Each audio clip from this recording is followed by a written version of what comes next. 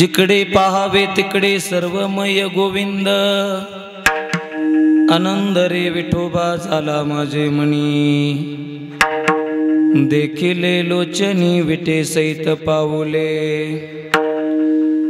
न करी तप साधन रे मुक्तीचे सायास हाची जन्मोजन्मी गोड भक्तीचा रस आनंद रे विठोबा झाला माझे मनी देखिले लोचनी विटे सहित बाहुले तुका म्हणे आमा प्रेमाऊने ते काही पंढरीचा राणा साठविला हृदयी आनंद रे विठोबा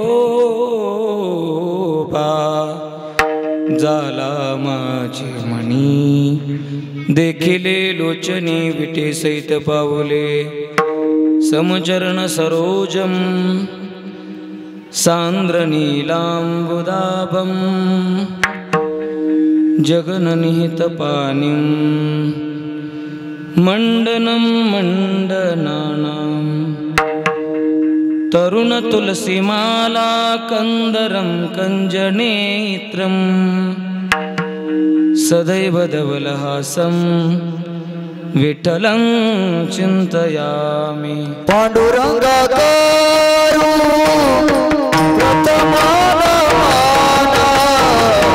पांडुरंगाकारू प्रथमाना पांडुरंगाकारू प्रथमाना पांडुरंगाकारू प्रथमाना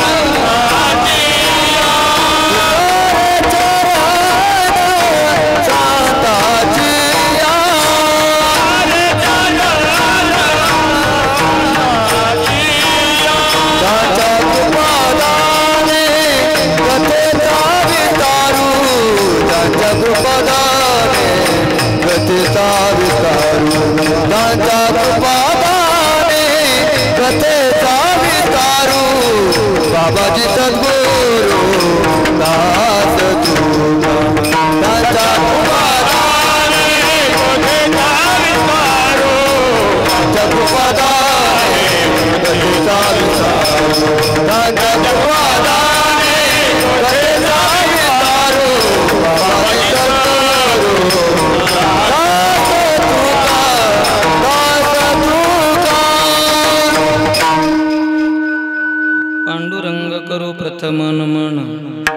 ओसरे चरण संताच्या त्यांच्या कृपादाने कथेचा विस्तार बाबाजी सद्गुरु दास तुका सच्चिदानंद रूपाय विश्वोत्पत्त्यादि हेतवे तापत्रय विनाशाय श्रीकृष्णाय वयं नमः।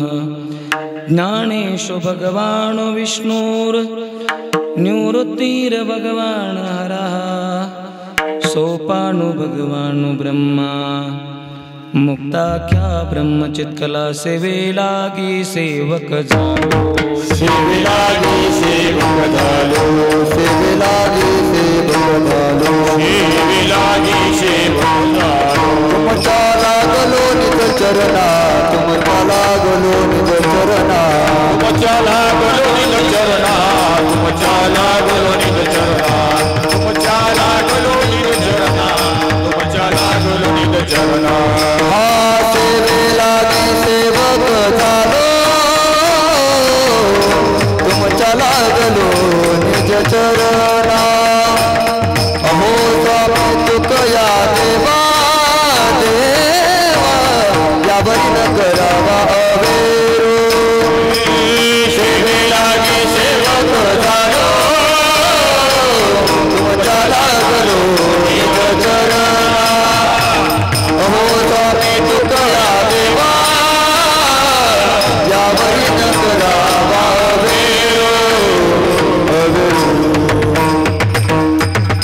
सेवे लागी सेवक झालो तुमच्या लागलो निज चरणा अहो स्वामी तुकया देवा यावरी न करावा वीरू श्री माऊली मेरी मात है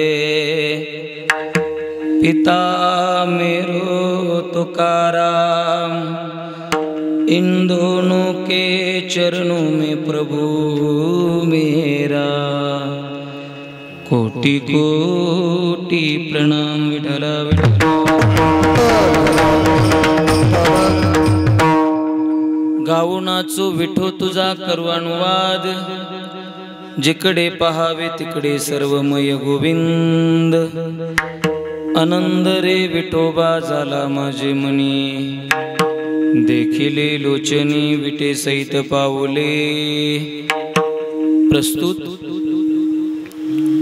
प्राप्त प्रसंगी प्राप्तस्थली कीर्तन रूपी सेवेसाठी निवडलेला अभंग जगदवंदनीय जगद्गुरु श्री संत संतमान्य लोकमान्य जगमान्य वारकरी संप्रदायाच्या कलस्थानी असणारे देहूचे साधू संत श्रेष्ठ जगद्गुरु तुकोबारायांचा भोपाळी परप्रकरणातला अभंग सेवेसाठी घेतला विठ्ठल। अभंगाच्या संबंधाने विस्तृत चिंतन ठेवण्यापूर्वी थोडासा परिहार देणं उचित आहे। आजचं हे कीर्तन हा सप्ताह किम निमित्त आहे हे सगळ्यांना श्रुत आहे, सगळ्यांना माहीत आहे, पण तरी सुद्धा वक्ता या नात्यानं सांगणं उचित आहे, गरजेचं आहे। सालाबाद प्रमाणे चालत असलेला हा अखंड हरिनाम सप्ताह थोडा इको कमी डबल आवाज येतोय। या चैत्री उत्सवाच्या निमित्तानं या श्री सप्तशृंगी या मातेच्या संपूर्ण या ट्रस्ट अधिकाऱ्यांनी खऱ्या अर्थानं केलेलं हे अखंड हरिनाम सप्ताहाचं हे गोड आयोजन आहे। त्या आयोजनात खऱ्या अर्थानं आजची ही माझ्याकडे सुपूर्त केलेली संपूर्ण ट्रस्टच्या वतीने माझ्याकडे आजची ही चौथ्या दिवसाची कीर्तन सेवा आहे विठ्ठल। कीर्तन सेवेसाठी माझ्या सन्मुख बसलेल्या संपूर्ण माझ्या जगन्माता मुक्ताबाई आपल्या सगळ्यांच्या चरणावरती नतमस्तक होतो। माझ्या सन्मुख बसलेले संपूर्ण राजा जनकासारखे राजा परीक्षितीसारखे आपण सगळे श्रोते मंडळी आहात, आपल्याही सगळ्यांच्या चरणावरती नतमस्तक होतो। आजच्या या कीर्तन सेवेसाठी कीर्तनातली गाण गंधर्व सभा अत्यंत सुंदर आहे आणि त्यातले त्यास गोड श्रीमंत आहे विठ्ठल विठ्ठल।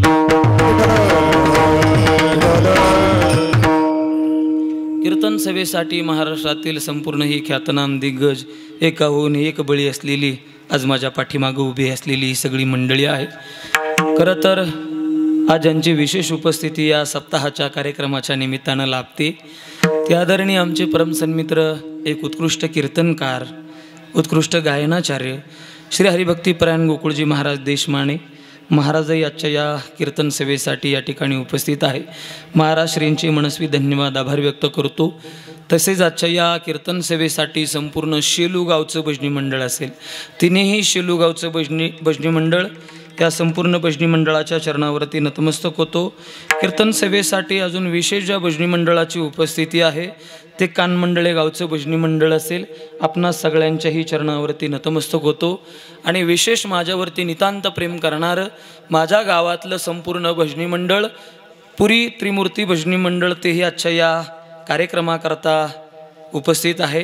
म्हणून या संपूर्ण भजनी मंडळाच्या चरणावरती नतमस्तक होतो. आजच्या या कीर्तन सेवेसाठी गोड मृदंगाची साथ संगत ज्यांची लाभते ते आदरणीय आपल्या चांदोड तालुक्याचं वैभव एक भूषण नवोदित मृदंगाचार्य, अत्यंत उत्कृष्ट गोड वाजवणं आहे, सुमधूर वाजवणं अत्यंत गोड ज्यांचा हात आहे ते आदरणीय श्री हरिभक्तीपरायण रवींद्र महाराज काळे एकरुखेकर महाराज श्रींचे सुद्धा मनस्वी धन्यवाद आभार व्यक्त करतो. तसेच गेले 8 दिवस या सप्ताहासाठी ज्यांची गोड अशी मृदंगाची सेवा जे करतायत ते श्री हरिभक्तीपरायण ऋषिकेशजी महाराज जाधव आदरणीय महाराज श्रींचे मनस्वी धन्यवाद आभार व्यक्त करतो.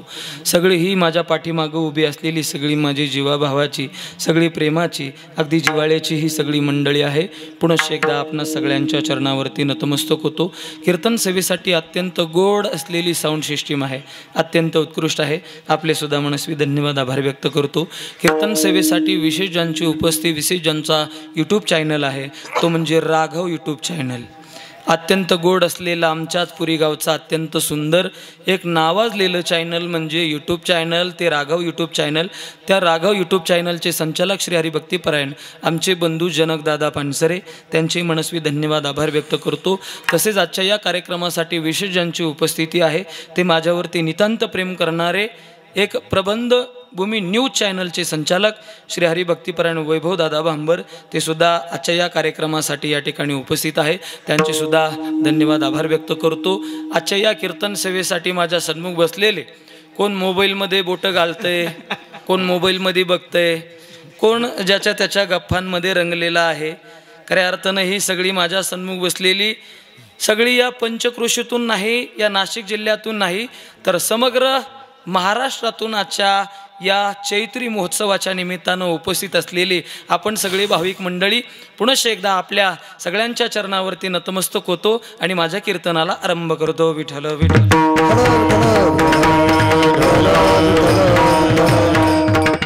कीर्तन सेवेसाठी अत्यंत गोड असं आणि समर्पक वातावरण आहे. अत्यंत गोड ही श्रोते मंडळी, मला तरी वाटतं ही सगळी चालून आलेली मंडळी आहे. काही आले असतील गाड्यांनी, पण मला तरी वाटतं बरेचसे भाविक या चैत्री महोत्सवाच्या निमित्तानं, या उत्सवाच्या निमित्तानं आईसाहेबांच्या दर्शनाकरता एवढा ऊन ताण न पाहता काही अनवाणी पायाने आईसाहेबांच्या दर्शनाकरता आलेले आहेत, आदिशक्तीच्या दर्शनाकरता आलेले आहेत. म्हणून ही सगळी आजची कीर्तनातली ही राजा जनकासारखी असलेली खऱ्या अर्थानं ही सगळी भाविक मंडळी या सगळ्यांच्या चरणावरती व सगळ्यांच्या सेवेसाठी जगद्गुरु तुकोबरायांचा अत्यंत गोड अभंग सेवेसाठी निवडलाय. त्या अभंगाच्या संबंधाने मला निरोपण करायचे, पण त्या अगोदर या अभंगाच्याही अगोदर मला थोडंसं चिंतन आई भगवतीच्या संबंधानं करायचंय. त्या आई भगवतीच्या संबंधाचं चिंतन थोडं एक 5-10 मिनिटं आपल्या समवेत बोलतो आणि अभंगाच्या संबंधाने चिंतन ठेवतो. विठ्ठल विठ्ठल.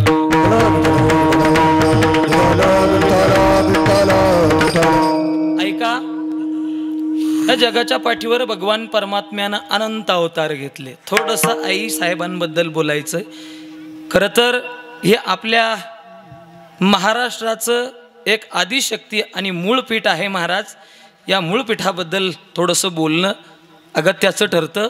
म्हणून बघा, भगवान परमात्म्यानं अनेक अवतार घेतले. बघा, अनंत अवतार घेशी भक्ता कारण, 33 कोटी देव चामुंडा, 8 कोटी भैरवरे, अशी भगवान परमात्म्याची वा देवतांची यादी आहे. किती? 33 कोटी देव चामुंडा आणि 8 कोटी भैरवरे असं सांगितलंय महाराज. पण या सगळ्या देवतांना आहे ना शास्त्रकारांनी फक्त 4 प्रकारामध्ये गुंडाळलेलं आपल्याला पाहायला सापडतं. सगळे देवता अनंत अवतार घेतले बघा भगवान परमात्म्यानं, पण त्या सगळ्या देवतांना 4 प्रकारामध्ये बांधलेलं आपल्याला पाहायला सापडतं. काही मरते देव आहे, लक्षपूर्वक ऐका. थोडंसं आदिशक्तीबद्दल चिंतन करायचं आहे आणि आपल्याला पुढं चालायचं आहे. काही मरते देव. पहिला मला सांगायचं आहे, अनंत अवतार भगवान परमात्म्यानं धारण केले ना, त्यामधले हे सगळे देव या 4 प्रकारामध्ये शास्त्रकारांनी आपल्याला घातलेले आपल्याला पाहायला सापडतात. ऐका, काही मरते देव, काही अधिष्ठातृ देव, काही नैमित्तिक देव आणि काही नित्य देव, असे 4 प्रकार आहे. परत एकदा सांगतो बघा, हे जे सगळे 33 कोटी देव चामुंडा आहे ना, हे सगळे या 4 प्रकारामध्ये आपल्याला पाहायला सापडतात. पहिले कोणते? हॅलो, पहिले कोणते देव आहे? मरते देव, मरणारे देव. देवच आहे पण त्या देवांना मरावं लागतं, असे मरते देव. मरते देव, अधिष्ठातृ देव, ज्यांच्यामध्ये तात्पुरतं देवत्व निर्माण केलं जातं त्यांना अधिष्ठातृ देवत्व असं म्हटलं जातं. दुसरे, तिसरे नैमित्तिक देव, ते म्हणजे आपल्या घरातले, म्हणजे आपले स्वतःचे आईवडील, हे नैमित्तिक देव असतात. आणि चौथे म्हणजे नित्य देव, जे कायम स्वरूपानं देव या स्वरूपाला प्राप्त झालेले. ही पृथ्वी लयालाही गेली तरी ते राहतात आणि ही पृथ्वी खऱ्या अर्थानं नव्हतीही त्याही वेळेला ते या ठिकाणी असतात. असे नित्य देव, असे 4 प्रकारांमध्ये सगळ्या देवतांचं वर्गीकरण केलेलं आपल्याला पाहायला सापडतं. थोडक्यात विश्लेषण करून मला महत्त्वाच्या माझ्या विषयाकडे यायचं आहे. बघा, ऐका ऐका. पहिले देव मी सांगितले होते कोणते? मरते देव. काही देव मरणारे सुद्धा असतात बरं का, म्हणजे आहे देवच पण त्यांना सुद्धा मरावं लागतं, असे सुद्धा काही देव आहे. मग यामध्ये कुठल्या कुठल्या देवतांची यादी आपल्याला पाहायला सापडते? भरपूर देव आहे महाराज. आपण इंद्रदेवाला देव म्हणतो, ब्रह्मदेवाला देव म्हणतो, पण आपण जरी या देवतांना देव म्हणत असेल, इंद्र, चंद्र, महेंद्र हे सगळे देव असतील ना, पण हे सगळे देव मरणारे देव आहे महाराज. हे सुद्धा मरणाऱ्या देवतांच्या यादीतले देव आहे. कोणते कोणते? इंद्रदेव, चंद्रदेव, महेंद्रदेव. एवढंच नाही, ब्रह्मदेव सुद्धा. यांना जास्त काळ इथं राहता येत नाही महाराज. ज्ञानोबारायांची गोड परिभाषा या संबंधाने आपल्याला पाहायला सापडते. ज्ञानोबाराय म्हणतात यांना इथं जास्त दिवस राहता येत नाही. मग जव हे पुण्याची पावटी सरे, जोपर्यंत त्यांच्या पदरामध्ये पुण्य आहे तोपर्यंतच त्यांना देवत्व असतं, तोपर्यंतच ते इथं राहतात. ज्या वेळेला या सगळ्या देवतांचं पुण्य संपून जातं त्यावेळेला त्यांना इथं राहता येत नाही. ज्ञानोबारायांची ओवी ऐका. ज्ञानोबाराय म्हणतात, जव हे पुण्याची पावटी सरे, सवेची इंद्रपणाची उटी उतरे. इंद्रदेव, सवेची इंद्रपणाची उटी उतरे, मग येऊ लागती माघारे मृत्यू लोका. त्यांना कुठपर्यंत देवत्व आहे? जगद्गुरु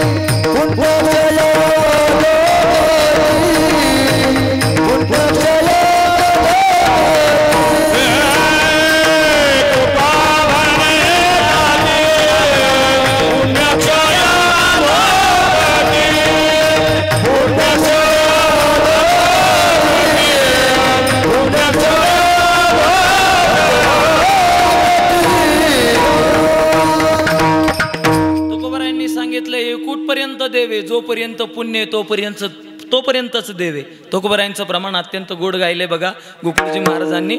जगद्गुरु तुकोबराय म्हणतात, कुठपर्यंत देव? जोपर्यंत पुण्य तोपर्यंतच देव. प्रमाण ऐका.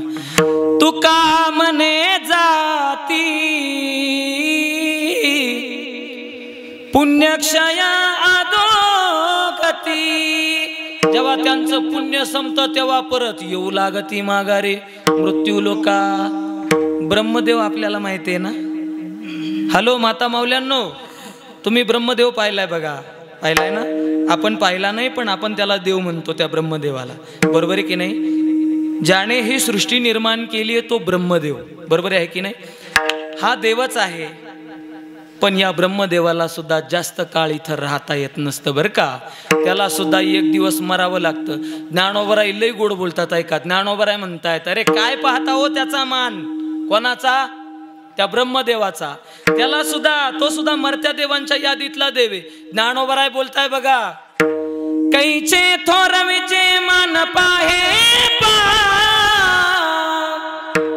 जो सृष्टी बीजाचा साठोपा, तो पुनर्वृत्तीची आमापाशी गजाला. लय गोड परिभाषा आहे ज्ञानोबरायांची.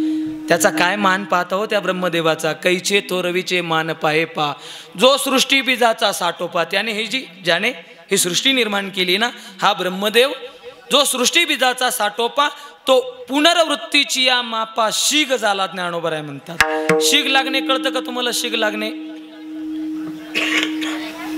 हॅलो महिला मंडळ, जा जा, काय अडचण नाही, आपलं खेळीमेळीचं वातावरण आहे. शीग लागणं कळतं का तुम्हाला? शीग शीग महिला मंडळ, शीग लागणं. शेर माहितीये का? शेर, शेर धान्याचा शेर, बरोबर, धान्य मोजण्याचा शेर माहितीये बघा, त्याला शेर म्हणतात. हिंदीमध्ये वाघालाही शेर म्हणतात. तो शेर नाही, आपण धान्य मोजतो तो शेर. बघा, शीग लागली, ज्ञानोबराय म्हणतात शीग लागली. भरला गव्हाने, फुल भरला तो शेर, धान्य मोजण्याचा शेर फुल भरला, आणि सगळ्यात वरच्या गव्हाचा दाना खालच्या दाण्याला म्हणतो. शेवट शिगेवरचा दाना फुल भरल्यानंतर शिगेवरचा दाना शेवट खालच्या दाण्याला म्हणतो, ए हे बघ, मी या सगळ्यांच्या वरती आहे. पण तो शेवट खालचा दाना म्हणतो, थोड्या वेळ थांब, एकदा शेर पालथा झाला का तू सगळ्यांच्या खाली आहे आणि मी सगळ्यांच्या वरती आहे. ज्ञानोबराय म्हणतात ब्रह्मदेवाचं सुद्धा तसंच आहे. तो जरी देव असला ना, तरी एक दिवस त्याचा शेर पालथा झाल्याशिवाय राहत नाही महाराज. म्हणून या जगाच्या पाठीवर या देवतांची यादी सादर करत असताना, शास्त्रकारांनी वर्गीकरण करत असताना काही मर्त्या देवांची यादी सांगितली. म्हणून काही मर्ते देवे, पुढे अधिष्ठातृ देवे बघा, तात्पुरतं ज्यांच्यामध्ये देवत्व निर्माण केलं जातं ना, त्यांना अधिष्ठातृ देवता असं म्हटलं जातं. तात्पुरतं आपणही असतो बरं का तात्पुरते देव. कधी गवळी बाबा, कधी आपणही एकदा देव बनतो. आपल्या अंगाला हळद लागली की मग आपण होतो कोण? नवरदेव. मग आपण नवरदेव झालो की मस्त बुट्ट घालतो, आणि बुट्ट घालूनच मारुती मंदिरामध्ये मारुतीच्या दर्शनाकरता जातो. बरोबर आहे की नाही? जातो. आणि त्याच्या अंगावरची हळद उतारल्यानंतर त्याला म्हणा, जा बरं मंदिरामध्ये बुट्ट घालून दर्शना करता. लोक त्याच बुट्टांनी त्याचं तोंड जोडल्याशिवाय राहणार नाही. का? जोपर्यंत अंगावरती हळद आहे ना, तोपर्यंत तो नवरदेव हा देव असतो महाराज. म्हणजे त्याच्यामध्ये तात्पुरतं देवत्व असतं. ते ब्राह्मण देवता पूजा करतात बघा, सत्यनारायण विधी करतात. सत्यनारायण करत असताना तिथं त्या चौरंगावरती एक सुपारी घेतात. फक्त एक श्लोक म्हटला की त्या सुपारीचा गणपती होतो. तुम्हाला माहिती आहे ना, सत्यनारायणाची पूजा करत असताना सुपारी, फक्त श्लोक म्हणायचा. काय श्लोक म्हटला की ती सुपारी लगेच गणपती होते महाराज. वक्रतुंड महाकाय सूर्यकोटी समप्रभ निर्विघ्नं कुरु मे देव सर्व कार्येषु सर्वदा. एवढा श्लोक म्हटला का सुपारीचा झाला गणपती. लगेच सुपारी म्हणजे तो गणपती चौरंगावर ठेवायचा, त्यालाच हळद कुकू व्हायची, त्यालाच पैसे टाकायचे, त्याला सगळं करायचं, त्याची सगळी पूजाविधी करायची. आणि मग ऐका, सुपारीचा झाला इतक्यात गणपती. पण कुठपर्यंत तो गणपती असतो? पाहुणे मंडळी आले होते सत्यनारायणाकरता, भोजन व्यवस्था सगळी झाली, सगळे मंडळी भोजन करून बाहेर बसली. आणि मग पूर्वीचा काळ असा होता, तिथं पानपोडा दिला जायचा. पानपोडा माहिती आहे ना आपल्याला? हां, पान खातात बघा पूर्वीचे लोक, सोप सुपारी पान, तो पानपोडा दिला जायचा. त्यांच्याकडे पानपोडा दिला, आणि पानपोडा दिल्यानंतर त्यांनी ते पानपोड्याचं झाकण उघडलं. त्याच्यामध्ये चुना होता, त्याच्यामध्ये कात होता, त्याच्यामध्ये पान होतं, त्याच्यामध्ये तंबाखू होती, सगळं होतं. पण त्यांनी पाहिलं तर त्याच्यामध्ये सुपारीच नव्हती महाराज. त्या पानपोड्यामध्ये सुपारी नव्हती. मग त्या पाहुणे मंडळींनी घर मालकाला सांगितलं, हो याच्यामध्ये सगळं आहे, पानपुड्यामध्ये सोप सुपारी तंबाखू काय असेल नसेल कातबीत सगळं आहे, पण इथं या पानपुड्यामध्ये सुपारी नाही आहे, सुपारी. मग ते घर मालक इकडं तिकडं शोधायला लागले, घरामध्ये सुपारी कुठं आहे, सुपारी कुठं आहे. सगळं घर शोधलं पण सुपारी सापडे ना. त्या घरातलं एक लहान पोर धावत पळत आलं. ते म्हणा, हो घरामध्ये कुठंच नाही पण चौरंगावर आहे. कुठं आहे? चौरंगावर आहे. मग ऐका, पाहुणे मंडळींकरता जोपर्यंत ती सुपारी चौरंगावर असते तोपर्यंत तो गणपती असतो महाराज. आणि ज्या वेळेला ती सुपारी त्या चौरंगावरून उचलल्या जाते त्या गणपतीचा लगेच सुपारी होतो आणि लगेच ती सुपारी थोड्याच वेळामध्ये कशामध्ये जाते हो? अडकित्यात. आता त्याला गणपती म्हणू नका, आता त्याला सुपारी म्हणा. जोपर्यंत चौरंगावरती सुपारी आहे तोपर्यंत ते गणपती असतात. पण जेव्हा तिथून काढून घेतल्या जातं त्या गणपतीचीच लगेच सुपारी. म्हणजे मला महत्त्वाचं सांगायचं आहे, हे काय आहे? काही अधिष्ठातृ देव आहे ज्यांच्यामध्ये तात्पुरतं देवत्व निर्माण केलं जातं, त्यांना अधिष्ठातृ देवत्व असं म्हटलं जातं. आणि तिसरे मी सांगितले होते नैमित्तिक देव. नैमित्तिक देव म्हणजे आपल्या घरातले स्वतःचे आई वडील महाराज. मी काय बोलतो आपल्या लक्षात येत आहे ना? आपल्या घरातले आई वडील हे खरं तर आपल्या घरातले देवच आहे. त्याच्याही पलीकडं सांगतो, मला तरी वाटतं देवाची सेवा केल्यानंतर, ऐका हा, देवाची सेवा केल्यानंतर, देवाची भक्ती केल्यानंतर, मंदिरातल्या देवाचं रोज दर्शन घेतल्यानंतर व आपल्या घरातल्या देवारातल्या देवांचं रोज दर्शन घेतल्यानंतर, ऐका, तो भगवान परमात्मा आपल्या घरी येईल की नाही याची गॅरंटी नाही. परत एकदा वाक्य सांगतो, ऐका, मंदिरातल्या देवाचं रोज तुम्ही दर्शन घेतल्यानंतर व घरातल्या देवतांचं दर्शन घेतल्यानंतर व देवारातल्या देवतांचं दर्शन घेतल्यानंतर तो देव घरी येईल की नाही याची गॅरंटी नाही. पण आपल्या घरातल्या स्वतःच्या आईवडिलांचं दर्शन घेतलं की तो भगवान परमात्मा 100% आपल्या घरी आल्याशिवाय राहत नाही. हा वारकरी संप्रदायाचा सगळ्यात मोठा सिद्धांत आहे महाराज. मी काय बोलतो आपल्या लक्षात येते ना? वारकरी संप्रदायातला सगळ्यात मोठा सिद्धांत आहे. म्हणून सकल संत मांदियाळीने सांगितलंय किंवा शास्त्रकारांनी सुद्धा सांगितलंय, आपल्या घरातले आई वडील म्हणजे आपल्या स्वतःचे देव असतात. मातृदेव भव पितृदेव भव. तुका म्हणे माय बाप जगी देवाची स्वरूपे, पुंडलिके काय केले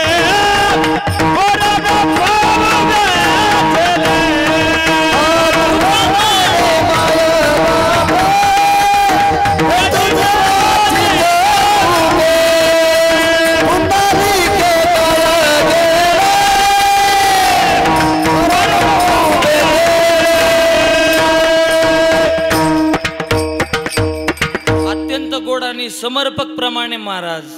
तुका म्हणे माय बापे अन अवघी देवाचीच रूपे. आपल्या घरातले मायबाप हे देवाचंच रूप असतात महाराज. जोपर्यंत आपल्या घरामध्ये आई वडील आहे ना तोपर्यंत आपल्याला कुठंच जाण्याची गरज नाही. जगद्गुरु तुकोबराय बोलले बघा. तुकोबराय म्हणतात, माय बापे केवळ काशी काशी, माय बापे केवळ काशी, माय बापे केवळ काशी काशी, माय बापे केवळ काशी. तेने न जावे तीर्थाशी, तेने न जावे तीर्थाशी, पुंडलिके काय केले, पुंडलिके काय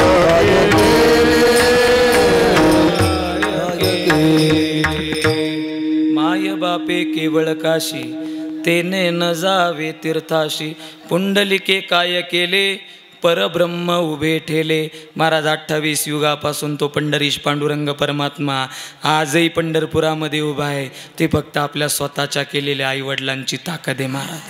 म्हणून कदाचित ऐका, देवाची सेवा केल्यानंतर तो भगवान परमात्मा आपल्या घरी येईल की माहिती नाही, पण आईवडिलांची सेवा केली की तो देव आपल्या घरी येतो. म्हणजे आपल्या घरातले नैमित्तिक देव म्हणजे आपल्या स्वतःचे घरातले आईवडील असतात. आणि मला शेवटचे महत्त्वाचे देव सांगायचे. या जगाच्या पाठीवर या देवतांमध्ये काही नित्य देव आहे. काय आहे? नित्य देव. ऐका, नित्य देवतांची यादी. मला महत्त्वाच्या माझ्या विषयाकडे यायचं आहे. ऐका, कुठले कुठले नित्य देव आहे. पहिले देव भगवान विष्णू हे नित्य देव आहे. ही पृथ्वी निर्माण होण्याच्या अगोदरही ते होते आणि ही पृथ्वी प्रलयानंतरही राहतात. ते म्हणजे भगवान विष्णू हे नित्य देव आहे. पहिले कोठेची नव्हते काही, चंद्र सूर्य तारा नाही, काहीच नव्हतं. किंवा निळोबाराय म्हणतात महाराज, एकले कंठेची म्हणून या येणे, केली निर्माण 14 भुवने, गगन चंद्र सूर्य मेघ तारांगणे, पाचही महाभूते भौतिके भिन्ने भिन्ने हो हो, ऐसा लागवी हा माया सूत्रधारी, एकटा एकलाची झाला नानाकारी, स्थूल सूक्ष्म जीव जीवांची अंतरी, भगवान विष्णू नित्य देव आहे. पंचायतन देव आहे बरं का. 5 देव ते नित्य देव आहे. पहिले भगवान विष्णू, दुसरे आहे भगवान शिवजी. आपल्याला माहिती आहे ना, भगवान शिवजी हे अनादि देव बरं का. म्हणजे हे सगळं निर्माण होण्याच्या आधी असतात आणि हे प्रलयानंतरही राहतात. ते म्हणजे भगवान शिवजी. म्हणून तर जगद्गुरु तुकोबराय त्यांना बोलले, तुम्ही विश्वनाथ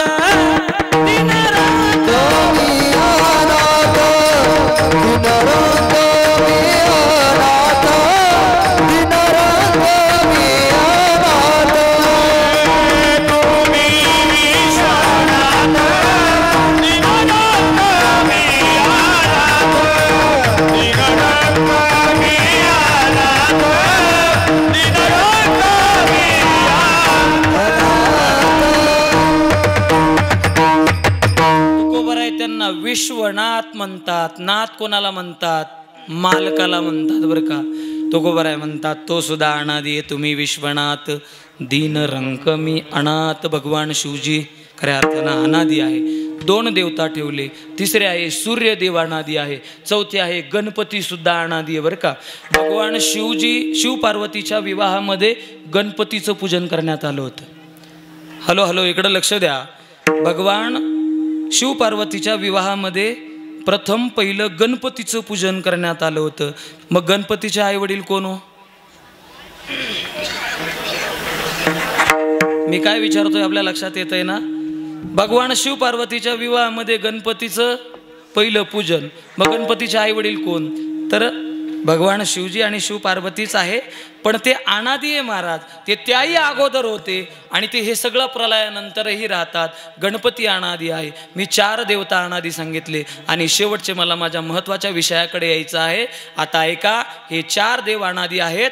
तर पण ऐका, त्याच्याही पुढं अजून एक पंचायतन शास्त्रामधलं, ती म्हणजे आई भगवती. ही आई भगवती ही आदिशक्तीसुद्धा या जगाच्या पाठीवर महाराज अनादी आहे. संत महात्म्यांनी तिचं वर्णन केलंय बघा. अनादि निर्गुण प्रगटली भवानी, अनादि निर्गुण प्रगटली भवानी, ओह महिषासुर मर्दना लागोरी, ओह महिषासुर मर्दना लागोरी, गणपती करवया धारणी, गणपती करवया धारणी, भक्ताला तू पावसी देवानी, पावसी पावसी देवानी, देवा देवा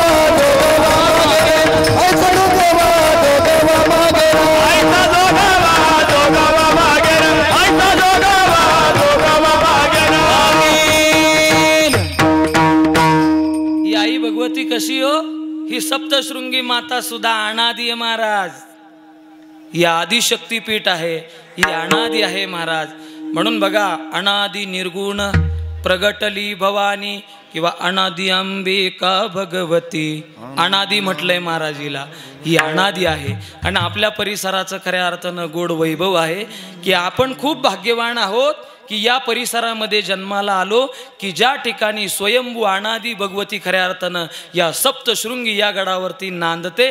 म्हणून खऱ्या अर्थानं ही अनादी अंबिका भगवती आणि या भगवतीच्या संबंधानं काय बोलावं महाराज. वारकरी संप्रदायाचा आणि या आई भगवतीचा फार मोठा संबंध आहे महाराज. फार मोठा संबंध आहे. आपल्या नाशिक जिल्ह्याचं वैभव विश्वगुरु निवृत्तीनाथ दादा, पंढरीश पांडुरंग परमात्मा आणि आईसाहेब रुक्मिणी माता आणि सकल संत मांदियाळी खऱ्या अर्थानं इथं आले होते आणि इथं राहून त्या सगळ्यांनी गोंधळ घातला होता महाराज. म्हणून ही आईसाहेब ही सप्तशृंगी माता खऱ्या अर्थानं या जगाच्या पाठीवर अनादी दैवत आहे बरं का. अनादी आहे. हे 5 पंचायतन शास्त्र या जगाच्या पाठीवरचं अनादी आहे. आणि म्हणून या अशा अनादी भगवती या चैत्र महोत्सवाच्या निमित्तानं खऱ्या अर्थानं चालत असलेला हा भव्य अखंड हरिनाम सप्ताह विठ्ठल विठ्ठल कार्यक्रमाच्या निमित्तानं जगद्गुरु तुकोबरायांचा गोड असा अभंग गायलाय बघा. जगद्गुरु तुकोबरायांच्या अभंगाच्या संबंधाने बोलतो. जगद्गुरु तुकोबराय आजच्या या प्रस्तुत अभंगाच्या माध्यमातून भगवान श्री पांडुरंग परमात्म्याशी संवाद साधतायत. काय करतायत? लक्षपूर्वक ऐका. लई गोड पटापटा चिंतन ठेवून मला माझ्या वेळेत कीर्तन सेवा आटोपती घ्यायची. माझ्याकडं फक्त या अभंगासाठी न्याय देण्याकरता फक्त अर्धा तास शिल्लक राहिलाय. अर्ध्या तासामध्ये मला ही सेवा आटोपती घ्यायची. पण जोपर्यंत या अभंगाच्या संबंधाने बोलेल तोपर्यंत जीवाचे कान करा. ऐका. जगद्गुरु तुकोबराय आजच्या या प्रस्तुत अभंगाच्या माध्यमातून पंढरीश पांडुरंग परमात्म्याशी संवाद साधताय. पण या संवादाचं वैशिष्ट्य असं आहे, हा संवाद एकेरी संवाद आहे. म्हणजे कसं? एकेरी संवाद आहे. फक्त या संवादामध्ये फक्त जगद्गुरु तुकोबरायांचं बोलणंच आपल्याला कळतंय, पण त्यावर पंढरीश पांडुरंग परमात्म्याच्या काय प्रतिक्रिया आहे त्या मात्र आपल्याला फावलेल्या वेळेमध्ये अनुमानाने आपल्याला शोधाव्या लागतात. परत सांगू का? परत सांगतो ऐका. जगद्गुरु तुकोबराय पंढरीश पांडुरंग परमात्म्याशी संवाद साधतात आणि संवाद साधत असताना खरं तर इथं फक्त आपल्याला जगद्गुरु तुकोबरायांचंच एकट्याचं बोलणं आपल्याला कळतंय, पण त्यावर पंढरीश पांडुरंग परमात्मा काय उत्तर देत आहेत, काय बोलतायत ते मात्र आपल्याला अनुमानानं शोधायचं आहे. किंवा संवादाचं जर वैशिष्ट्य जर आपण जर पाहिलं तर संवाद हा कधी एकट्यात होत नसतो बरं का. म्हणून आपा संवाद कधी एकट्यात होत नसतो महाराज. संवाद साधण्याकरता निदान 2 माणसं तरी लागतात, बरोबर आहे की नाही? आणि एकटा जर एखादा माणूस जर एकटाच बडबड करत असेल बुवा, ऐका, एखादा माणूस जर स्वतःच बडबड एकटाच जर बडबड करत असेल ना, तर लोक सप्ताहाला वर्गणी देणार नाही, पण वर्गणी करून त्याला नागपूरला पाठवल्याशिवाय राहणार नाही. ज्या अर्थी एकटं बडबड करतंय याचाच अर्थ त्याचा वरचा मजला भाड्याने देणे म्हणजे काय? रिकामा आहे असा त्याचा समज आपल्याला झाल्याशिवाय राहणार नाही. म्हणून मला महत्त्वाचं सांगायचंय, संवाद साधत असताना मराठी भाषेमध्ये निदान 2 माणसं तरी एकत्र यावे लागतात, मग त्याच्याशिवाय संवाद होत नसतो. पण आजच्या या प्रस्तुत अभंगाचं वैशिष्ट्य असं आहे, यामध्ये फक्त जगद्गुरु तुकोबराय बोलतायत. हा एकेरी संवादाचा अभंग आहे, पण त्यावर भगवान श्री पांडुरंग परमात्म्याच्या काय प्रतिक्रिया आहे त्या मात्र आपल्याला अनुमानाने शोधाव्या लागतात. किंवा अनुमान म्हणजे काय हो? हनुमान नाही बरं का. इथं तुम्ही समजाल हनुमान सुद्धा रामायणातले हे हनुमानच होते. मी काय बोलतो आपल्या लक्षात येते ना? रामायणातले हनुमान हे अनुमानच होते महाराज. राम प्रभू पहिल्यांदा कुठंच स्वतःहून अगोदर गेले नाही. हनुमंतरायांच्या रूपाने पहिल्यांदा हनुमान काढल्या जायचं आणि मग राम प्रभू खऱ्या अर्थानं हनुमंतरायांनंतर निघायचे. अनुमान किंवा अनुमान कशाला म्हटलं जातं थोडक्यात आपल्याला सांगण्याचा प्रयत्न करतो. एखाद्या हॉल समोर जर समजा 100-500 चपला पडलेल्या असतील, मला अनुमान म्हणजे काय सांगायचंय, एखाद्या हॉल समोर 100-500 चपला पडलेल्या असतील, याचाच अर्थ त्या हॉलमध्ये काहीतरी मीटिंग चालू आहे. हा काय अनुमान. किंवा 10-20 बाया एकत्र येऊन रडण्याचा कार्यक्रम चालू आहे, याचाच अर्थ तिथं बऱ्यापैकी कोणीतरी गेलेले आहे. हा काय अनुमान आहे. किंवा थोडक्यात सांगतो आहे का अनुमान कशाला म्हणायचं? बसमध्ये बसण्याकरता किती सीटांना जागा असते? 55 सीटांना, बरोबर आहे की नाही? पण एखादी बस इतकी गच्च भरलेली असते, ज्या बसमध्ये फक्त 55 सीटांकरता जागा असते ना, त्या बसमध्ये काय वेळेला 155 लोक बसलेले असतात, बरोबर आहे की नाही? ज्या बसमध्ये फक्त 55 सीटं बसले जातात त्या बसमध्ये कधी 155 लोक बसलेले असतात. पण 155 लोक बसूनही काय वेळेला त्या बसमधलं एखादं सीट रिकामच असतं. मी काय बोलतो आपल्या लक्षात येत आहे ना? 155 लोक त्या बसमध्ये बसूनही एखादं सीट रिकामा आपल्याला पाहायला सापडतं. याचाच अर्थ तिथं त्या सीटवर कोणीतरी काहीतरी करून ठेवलेलं असतं. हा काय? हा अनुमान आहे. त्याला अनुमान असं म्हटलं जातं.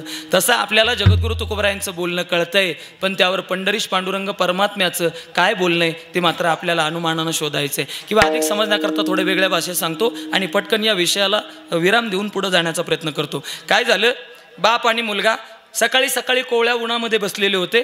मुलगा अभ्यास करत होता, बाप पेपर वाचत होता.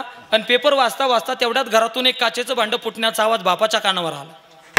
काय पेपर वाचत असताना घरातून एक काचेचं भांडं फुटलं. बापाच्या कानावरती आवाज आला. बापाने मुलाला सांगितलं, ए बाळू उठ, घरामध्ये जा, तुझी बायको आहे, तुझी बहीण आहे आणि तुझी आई आहे, पैकी काचेचं भांडं कोणाच्या हातून फुटलं जाऊन पाहू नये.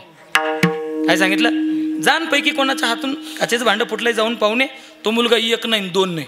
परत बापाने त्याला सांगितलं, ए बाळू, अरे उठ, जा पैकी काचेचं भांडं कोणाच्या हातून फुटलं जाऊन पाहुणे. तरी तो बाळू 1 नाही 2 नाही. शेवटी बाप चिडला. बाप म्हणाला, ए मूर्खा, अरे तुला 100 वेळेस सांगितलं, कळत नाही का तुला? सांगितलं होतं का 100 वेळेस? नाही, फक्त आपली पद्धत आहे तसं म्हणण्याची. तुला 17 वेळेस सांगितलं, तुला 100 वेळेस सांगितलं. त्यावेळेला बाप त्याला म्हणायला लागला, तुला इतक्या वेळेस सांगितलं, कळत नाही का? जा ना पाहुणे ना, कोणाच्या हातून काचेचं भांडं फुटलं. त्यावेळेला तो मुलगा म्हणाला, ओ पप्पा, इथून न जाता इथूनच सांगितलं तर? बाप म्हणे, तू काय अंतर्ज्ञानी का इथूनच सांगायला? मुलगा म्हणाला, हो त्याच्याकरता अंतर्ज्ञानाची गरज नाहीये, बरं सांग म्हणे कोणाच्या हातून फुटला असावं. मग त्या मुलाने सांगायला सुरुवात केली. ऐका म्हणे, पप्पा, समजा माझ्या बहिणीच्या हातून जर काचेचं भांडं फुटलं असतं ना, तर 2-4 शिव्या तरी इथपर्यंत आपल्याला ऐकायला आल्या असत्या. बरोबर आहे की नाही? ज्या अर्थी शिव्या ऐकायला येत नाही ना, याचाच अर्थ काचेचं भांडं माझ्या बहिणीच्या हातून फुटलं नाही. घरामध्ये माझी बायको आहे, माझ्या बायकोच्या हातून जर काचेचं भांडं फुटलं असतं ना, तर तिचा उद्धार, तिच्या अख्ख्या खानदानाचा उद्धार, तिच्याबरोबर माझाही उद्धार. म्हणजे माझा नाही बरं का, तिथलं सांगतोय. ज्या अर्थी हे काही ऐकायला येत नाही, याचाच अर्थ काचेचं भांडं हे माझ्या पत्नीच्या हातूनही फुटलं नाही, पण काचेचं भांडं फुटलं. पण फुटल्यानंतरही घरामध्ये एकदम मौन श्रद्धांजलीचा कार्यक्रम चालू आहे, याचाच अर्थ काचेचं भांडं हे घरच्या गृहमंत्र्याच्या हातून फुटलं असावं. बरोबर आहे की नाही? हा काय आहे? अनुमान आहे. तसं मला सांगायचंय, इथं जगद्गुरु तुकोबारायांचं बोलणं कळतंय, पण त्यावर पंढरीश पांडुरंग परमात्मा काय प्रतिक्रिया देत आहेत त्या मात्र आपल्याला फावलेल्या वेळेमध्ये अनुमानाने शोधायच्या आहे. विठ्ठल विठ्ठल. जगद्गुरु तुकोबाराय म्हणजे सामान्य व्यक्तिमत्व नाही. जगद्गुरु तुकोबारायांची भक्तीची परंपरा म्हणजे ही 8 पिढ्या अगोदरची भक्तीची परंपरा आहे. आता अभंगाकडे जातो बरं का आपण. 8 पिढ्या अगोदरची जगद्गुरु तुकोबारायांची भक्तीची परंपरा आणि वारस हक्काने ती जगद्गुरु तुकोबारायांना लाभली. बघा, तुकोबाराय म्हणतात, सहज वडिला होती सेवा म्हणून पूजितो या देवा, म्हणून पूजितो या देवा, म्हणून पूजितो या देवा. पूजितो या देवा, म्हणून पूजितो या देवा, म्हणून पूजितो या देवा. जगद्गुरु तुकोबाराय म्हणतात, 8 पिढ्या अगोदरची भक्तीची परंपरा माझ्यापर्यंत आली. सहज वडिला होती सेवा म्हणून पूजितो या देवा, किंवा माझ्या वडिलांची मिरासी गा देवा, आणि तुझी चरण सेवा पांडुरंगा. वारस हक्काने लाभलेली भक्तीची परंपरा जगद्गुरु तुकोबाराय पुढं तेवत ठेवतात बरं का, चालू ठेवतात. आपणही काही काही परंपरा आपल्याचं जतन करतो की नाही, चालू ठेवतात काही काही लोक आपल्या परंपरा. पण जगद्गुरु तुकोबारायांनी जतन केलेली परंपरा, आणि आज आपण आपल्या काही काही परंपरा चालू ठेवतो. मी एकदा एक लहान मुलगा तंबाखू खाताना पाहिला बरं का. आपण कुठल्या परंपरा जोपासतो आहे का? लहान मुलगा तंबाखू खाताना दिसला. मी त्याला म्हणलं, ए तुझं का वय का तंबाखू खाण्याचं? तो म्हणे, महाराज हो. गप बसा, बोल नका म्हणे पुढचं. म्हणलं, का बोलू नको? अरे तुझं वय का, या वयामध्ये तंबाखू खाली पाहिजे का? त्यावेळेला तो म्हणे, हो महाराज तुम्ही गप बसा, ही आमची परंपरा आहे. माझे पंजोबा खात होते, माझे आजोबाई खात होते, अजून माझे वडीलही खातात, आणि तीच माझ्या वडिलांची परंपरा मी पुढे जोपासतोय. आपणही काही परंपरा जोपासतो, पण आपण अशा पद्धतीच्या परंपरा जोपासतो. पण ते जगद्गुरु तुकोबाराय होते महाराज, 8 पिढ्या अगोदरची ही भक्तीची परंपरा, आणि जगद्गुरु तुकोबाराय ती पुढं तेवत ठेवतायत.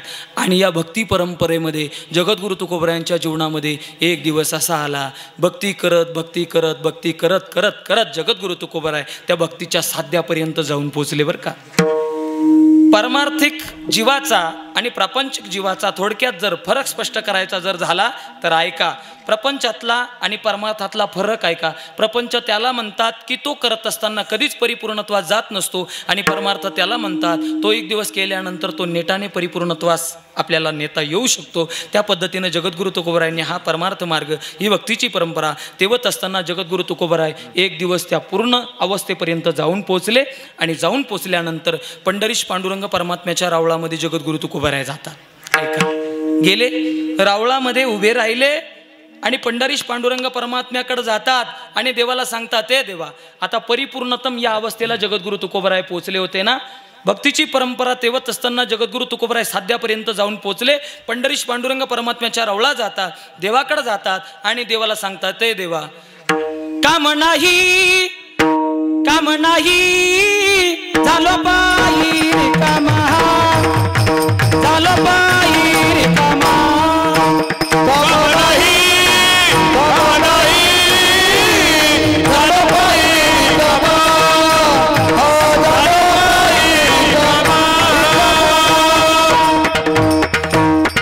तुकोबरायांचे वाक्य हे देवा. देवाकडे गेले, देवाला सांगितलं काम नाही झालो पायी रिकामा.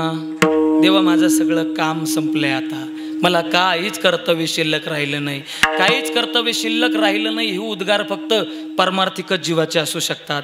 प्रपंचातला माणूस असा कधी म्हणू शकतो का आता मला काहीच काम राहिलं नाही? म्हणतो नाही. एक सारिता तो पुढे उभा एक. प्रपंचामध्ये सातत्याने प्रश्नचिन्ह आहे महाराज, बरोबर आहे की नाही? प्रश्नचिन्ह आहे. प्रपंचामध्ये अर्धविरामही नाही, प्रपंचामध्ये पूर्णविराम तर कधीच नाही. तर प्रपंचामध्ये सातत्याने प्रश्नचिन्ह आहे महाराज. एक झालं केलं की दुसरं काम आवासून उभं असतं, दुसऱ्यावर मात केली की तिसरं काम लगेच डोळ्यापुढं दिसतं, ते त्याहीपेक्षा मोठं असतं, नाही का महाराज? प्रपंचातल्या गरजा कधी संपत नसतात, प्रपंचातलं कर्तव्य कधी खऱ्या अर्थानं माणसाच्या जीवनातलं संपत नसतं. फक्त परमार्थिक जीवच असं म्हणू शकतो की काम नाही झालो पायी रिकामा. सगळं काम संपलंय देवा, आता मला काहीच काम राहिलं नाही. जेव्हा हे जगद्गुरु तुकोबरायांनी देवाला सांगितलं, देवाने ते ऐकलं आणि देवाने ऐकल्याबरोबर देवाच्या डोळ्यामध्ये अश्रू यायला लागले, देव रडायला लागले. जेव्हा तुकोबराय बोलले ना आता मला काहीच काम राहिलं नाही देवा, हे वाक्य ऐकले आणि पंढरीश पांडुरंग परमात्म्याच्या डोळ्यामध्ये अश्रू आले, देव रडू लागले. तुकोबरायांनी देवाकडे पाहिलं आणि देवाला विचारलं, हे देवा तुझ्या डोळ्यामध्ये अश्रू आहे, अश्रू येण्याचं कारण काय? त्यावेळेला पंढरीश पांडुरंग परमात्मा सांगताय, तुकोबराय तुमच्यासारख्या संतांनी जर असं म्हणावं काम नाही तर मग आम्हाला कोण विचारणार आहे? आम्हाला कोण विचारणार? तुमची या भावे. भगवान श्री पांडुरंग परमात्मा तुकोबरायला म्हणतात, तुमच्यासारख्यानं काम नाही असं म्हणावं तर मग आम्हाला कोण विचारणार आहे? खरं तर देवाला विचारणारे ते म्हणजे संत महात्म्याचे. जे स्वतः देव बोलतात, देव म्हणतात, हे तुकोबराय, हो तुकोबा ऐका ना, तुमची या भावे मज देव पण, आमुची या भावे मज देव पण एका विसरून राहिला असे. जर देवाला देव पण जर कोणामुळं असेल तर ते संत महात्म्यांमुळे. आणि जगद्गुरु तुकोबराय देवाकडे गेले आणि देवाला सांगितलं काम नाही. असं जेव्हा जगद्गुरु तुकोबराय देवाला बोलले तेव्हा भगवान परमात्मा म्हणतात, तुमच्यासारख्या संतांनी असं म्हटलं तर मग आम्हाला कोण विचारणार आहे? त्यावेळेला पंढरीश पांडुरंग परमात्म्याला तुकोबराय म्हणतात, ओ देवा तुम्ही माझ्या बोलण्याचा काहीतरी गैरसमज केला आहे. काम नाही या शब्दाचा अर्थ आहे का देवा? काम नाही मला असं म्हणायचंय, काम नाही माझ्या बोलण्याचा अर्थ तुम्ही काहीतरी गैरसमज केलाय. मला काय म्हणायचंय ऐका ना देवा, काम नाही म्हणजे बघा, काम नाही याचा अर्थ असं मला सांगायचं आहे, माझी गरज संपली आहे देवा, आता मला काहीही करण्याची गरज राहिली नाही, माझं कर्तव्य संपलंय. काम नाही म्हणजे याचा अर्थ असा आहे, माझी गरज संपली देवा, पण आवड मात्र अजून शिल्लक आहे. काम नाही या शब्दाचा अर्थ जगद्गुरु तुकोबरायांनी देवाला सांगितला, माझी गरज संपली देवा, मला हे सांगण्याकरता मी तुला आलोय. पण देवा ऐका ना, माझी गरज संपली जरी असली ना, पण आवड मात्र अजून माझी शिल्लक आहे. आता गरज आणि आवडीमध्ये काय फरक येऊ? शब्द सारखे वाटतात की नाही? गरज आणि आवड शब्द सारखे वाटतात, पण यांच्यामध्ये सूक्ष्म भेद आहे महाराज. मराठी भाषेमध्ये असे लई शब्द आहे ते आपण कधी कधी एका अर्थाने उच्चारतो, पण त्यांच्यामध्ये थोडा का होईना सूक्ष्म भेद असतो. जसं खाणं, जेवणं, चरणं, झोपणं, पसरणं, भ्रष्टाचार, शिष्टाचार, अत्याचार, समाप्ती, समारोप, समारंभ, सांगता, हे सगळे शब्द आपण एका अर्थाने कधी कधी उच्चारतो, पण यांच्यामध्ये सूक्ष्म भेद आपल्याला पाहायला सापडतो. खाणं, जेवणं, चरणं हे वेगवेगळं आहे महाराज. खात कोण असतं? जनावर. खाणं हे क्रियापद माणसाकरता लागत नाही, तरी काही लोक म्हणतात चला महाराज घेऊ खाऊन. खाणं हे जनावरांकरता आहे, खात जनावर असतात, माणसं हे जेवत असतात. जेवणं हे क्रियापद, जेवणं हा शब्द माणसाकरता लागू होतो. आणि चरणं तर त्याही पलीकडं आहे. चरणं लय वेगळं आहे महाराज. चरत कोण असतं? हॅलो, भगवान परमात्म्यानं चरणारं मॉडेल एक वेगळंच निर्माण केलंय महाराज. त्याची इनकमिंग आणि आउटगोईंग बरोबरच चालू असते. त्या म्हणजे बकऱ्या चरत असतात, माणसं जेवत असतात आणि जनावरं खात असतात. झोपणं, पसरणं वेगवेगळं आहे महाराज. झोपणं कशाला म्हणायचं? जसा झोपला असेल तसाच उठताना असेल तर त्याला झोपणं म्हणायचं. आणि पसरणं कशाला म्हणायचं? पसरणं. झोपला होता 1 नंबरच्या खोलीत, रात्रीच्या वेळेला या कार्यक्रमाकरता बाहेर आला आणि सकाळी उठून 4 नंबरच्या खोलीतून बाहेर आला. झोपला होता 1 नंबरच्या खोलीत, पण कार्यक्रमाकरता बाहेर निघाला. मग आपण कुठल्या खोलीत झोपलो होतो परत कुठल्या खोलीत जाऊन झोपलं पाहिजे याचं ज्याला भान राहत नाही त्याला पसरणं असं म्हटलं जातं. किंवा थोडक्यात सांगतो बघा, शेजारची बाई धावत पळत आली, शेजारची बाई धावत पळत आली. ती म्हणे, मला माझं अंगण झाडायचंय, तुझं गिऱ्हाईक घेऊन जाय. ती म्हणे, माझ्या गिऱ्हाईकाचा तुझ्या अंगणाचा काय संबंध आहे? ती म्हणे, येऊन पाय, तुझं गिऱ्हाईक माझ्या अंगणामध्ये येऊन झोपलंय.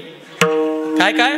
माझ्या अंगणामध्ये येऊन झोपलंय. हे झोपलं होतं स्वतःच्याच अंगणामध्ये, हे झोपलं होतं, झोपायला गेलं तेव्हा स्वतःच्याच अंगणात झोपलं, पण रात्रीच्या वेळेला गाली लोटांगण मोकळे पटांगण गेलं होतं शेजारचीच्या अंगणामध्ये.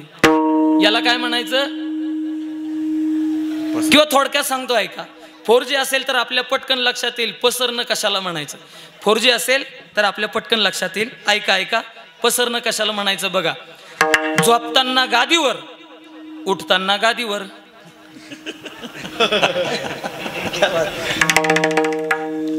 बऱ्याच लोकांच्या पेटल्याच नाही महाराज,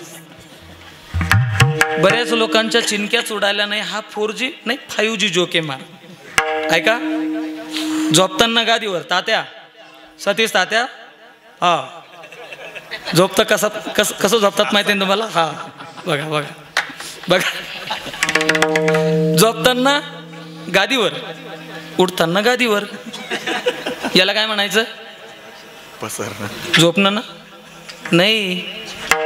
संध्याकाळच्या वेळेला फार गरम होत होतं म्हणून अंगावर घेण्याकरता काहीच नाही, गादी घेतली आणि बाहेर झोपण्याकरता गेला. पण पहाटे पहाटे थंडी वाजते बरं का. हो ना पा शरद भाऊ, पहाटे पहाटे थंडी वाजते. फक्त गादी घेऊन झोपण्याकरता गेला होता संध्याकाळच्या वेळेला, पण पहाटे थंडी वाजायला लागली आणि अंगावर घेण्याकरता काहीच नेलं नव्हतं. झोपताना गादीवर, रात्री थंडी वाजायला लागली म्हणून गादीवर. याला काय म्हणायचं? पसरणं. मला महत्त्वाचं सांगायचं आहे, जगद्गुरु तुकोबाराय देवाला सांगतायत, हे देवा माझी गरज संपली आहे पण आवड मात्र अजून शिल्लक आहे. गरज आणि आवडीमध्ये काय फरक आहे? मग मला हे सांगायचं होतं महत्त्वाचं. गरज आणि आवडीमध्ये काय फरक आहे बघा. गरज कशाला म्हणायचं आणि आवड कशाला म्हणायचं बघा. मी आपल्याला एक प्रश्न विचारतो, जेवण करणं गरज आहे का आवड आहे? बोला बोला बोला बोला पटकन. जेवण करणं गरज आहे का आवड आहे? गरज आहे, बरोबर आहे. मग जेवण झाल्यानंतर तंबाखू खाणं गरज आहे का आवड आहे? आवड आहे. मग त्या आवडीला काय आचारसंहिता असते का? मग असते का? काही दिवसातून 1 चिडा खाला पाहिजे, 2-4 चिडे खाले पाहिजे, 1 पुडी खाली पाहिजे, काहीच नाही महाराज. भावड्यासारखा असला तर किती चालतात दिवसातून इडे, नाही का? हे प्रत्येकाला नाही कळणार, ज्याच्या लक्षात आलं त्याला आलंय बघा. मला महत्त्वाचं सांगायचं आहे, जेवण गरज आहे पण तंबाखू खाणं ही माणसाची आवड आहे. आवडीला काहीच आचारसंहिता नसते. दिवसातून किती वेळेला केल्या जातं, बरोबर आहे की नाही? किती वेळेला खाली जाते. किंवा अधिक दुसरा प्रश्न आपल्याला विचारतो, थांबा ऐका ऐका. आंघोळ करणं गरज आहे का आवड आहे? आंघोळ करताना रोज, हा मग आंघोळ करणं गरज आहे का आवड आहे? गरज आहे, बरोबर. मग आंघोळ झाल्यानंतर पावडर लावणं गरज आहे का आवड आहे? हा, पावडर लावणं आवड आहे महाराज. मग तिला काही दिवसभरामध्ये काहीच आचारसंहिता नसते. तोंड धुतलं, फासली का चालला, नाही का? याला काही आचारसंहिता नसते. जगद्गुरु तुकोबारायांनी देवाला तेच सांगितलं, देवा तुम्ही माझ्या बोलण्याचा काहीतरी गैरसमज केला आहे. देवा माझी आता गरज संपली, पण देवा ऐका ना, माझी गरज जरी संपली असली ना, पण आवड मात्र माझी अजून शिल्लक आहे. मग ऐका, भगवान परमात्मा जगद्गुरु तुकोबारायांना विचारतात, ठीक आहे तुकोबाराय, तुम्ही म्हणतात माझी गरज संपली, ठीक आहे तुमची गरज संपली असेल, पण तुम्ही म्हणतात आवड मात्र अजून शिल्लक आहे. मग का हो तुकोबाराय?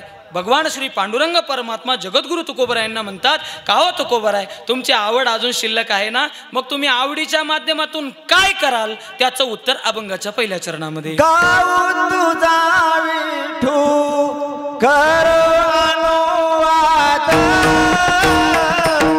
गाऊ नाचू विठू तुझा कर अनुवाद, गाऊ नाचू विठू तुझा तुझा कर अनुवाद,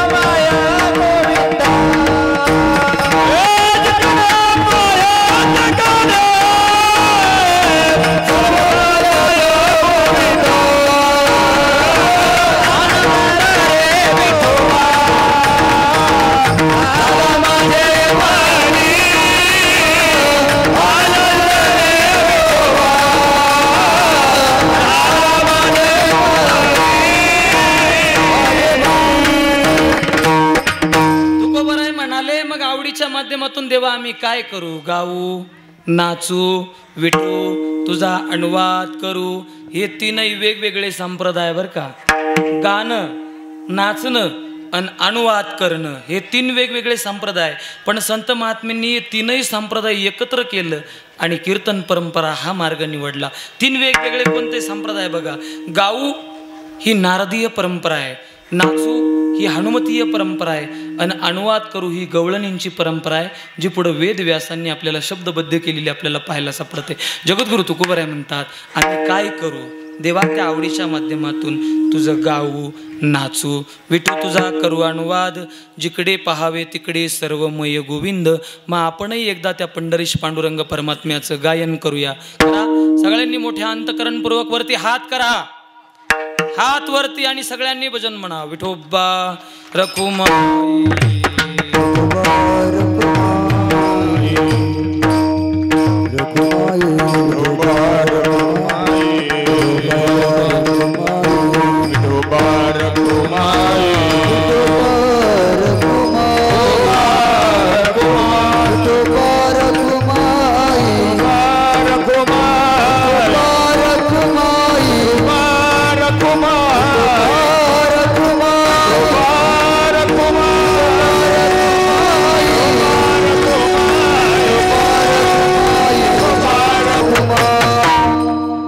नाचू विठू तुझा करू अनुवाद. जिकडे पहावे तिकडे सर्वमय गोविंद. आनंद रे विठोबा झाला माझे मनी. देखिले लोचनी विटे सहित पाऊले.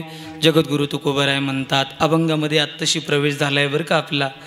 एक अजून माझ्याकडं 10-15 मिनटं शिल्लक आहे, 10 मिनटं आहे. अभंगाचा भाव थोडासा आपल्यासमोर प्रगट करतो आणि सेवेला पूर्ण विराम देणारे बघा.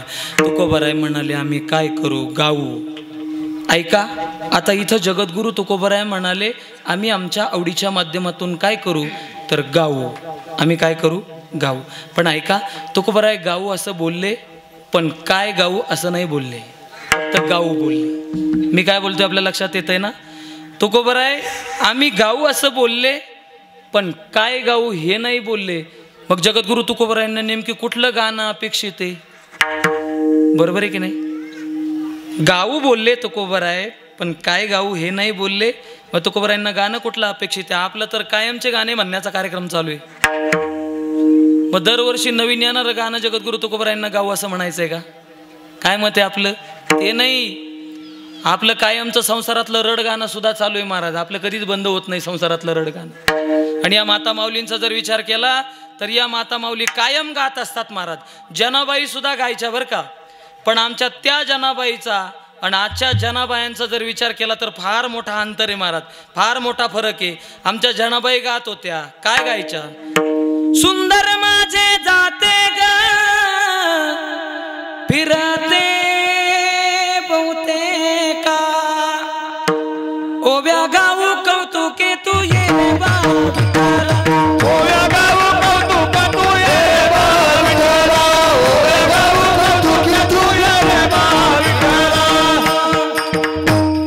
जनाबाई जात्यावर दळण दळत असताना ओव्या म्हणायच्या.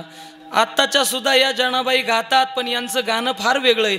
यांचं खाणं सासरचं असतं आणि गाणं माहेरचं असतं महाराज. मग हे गाऊ म्हणता का जगद्गुरु तुकोबराय?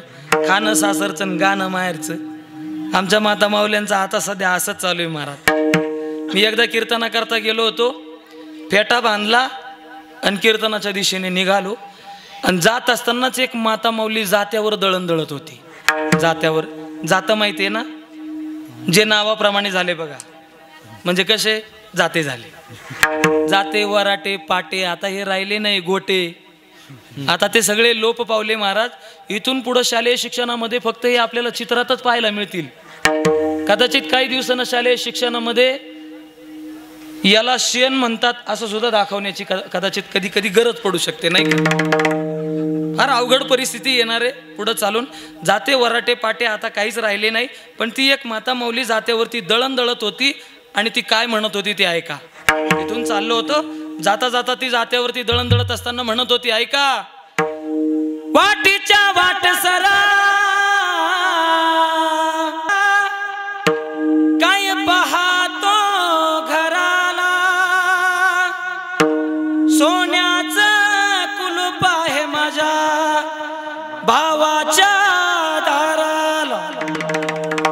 जो वाटाने जात होता ना, म्हणजे मी तिथून चाललो होतो आणि ती म्हणत होती सोन्याचं कुलूप आहे माझ्या भावाच्या दाराला.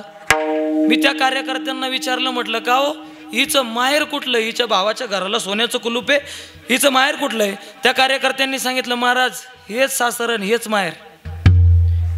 असे काही काही असतात बरं का सासर माहेर. ज्याच्या ज्याच्या लक्षात येईल त्याने घ्या, मला याच्यापेक्षा जास्त खाली येऊन बोलता येत नाही.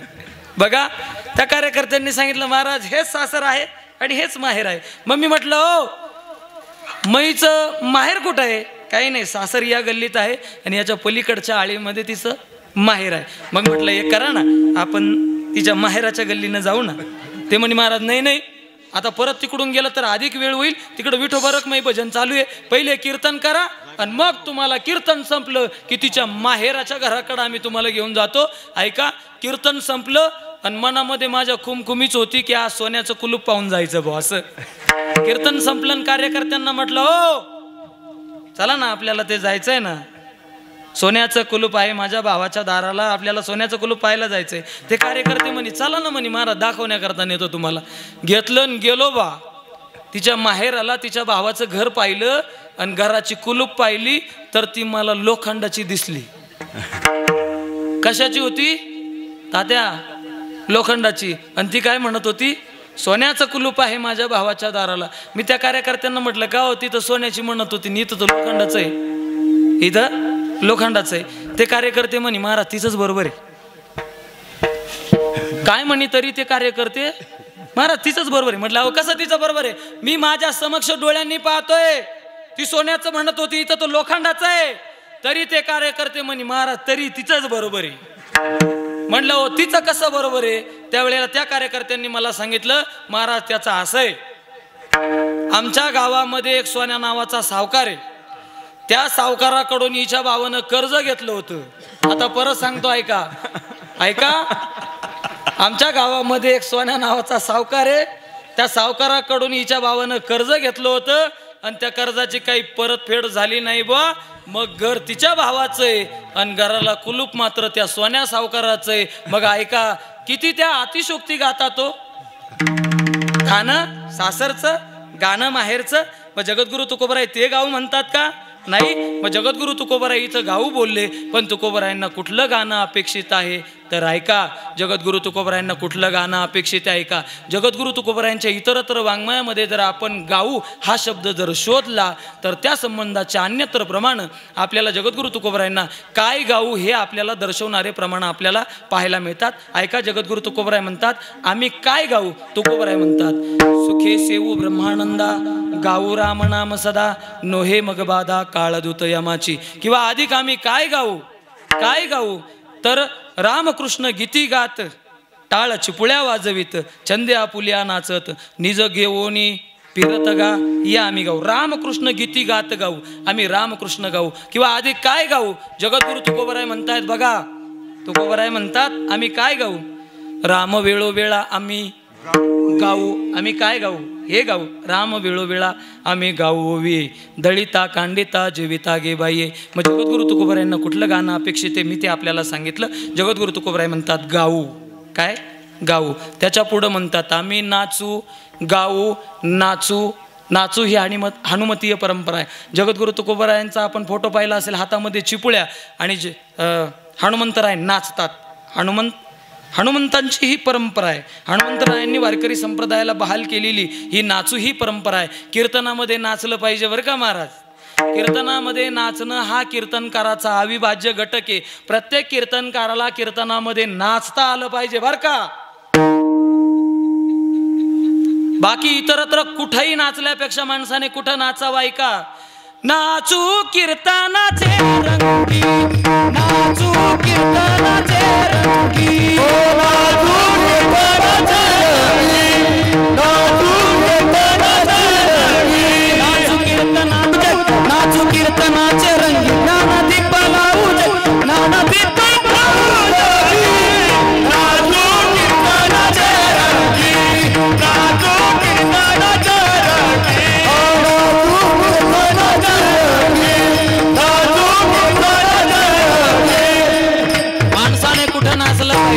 कीर्तनामध्ये नाचावं नाचू कीर्तनाचे रंगी, ज्ञानदीप लावू जगी.